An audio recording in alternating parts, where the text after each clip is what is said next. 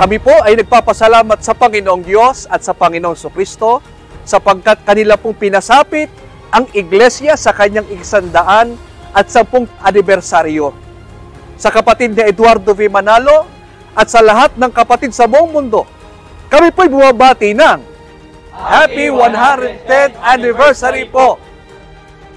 Kami po ay buong kagalakan na bumabati sa ating tagapamahalang pangkalahatan, ang kapatid na Eduardo V. Manalo, at sa lahat po ng mga kapatid sa buong mundo ng Happy 110th Anniversary po!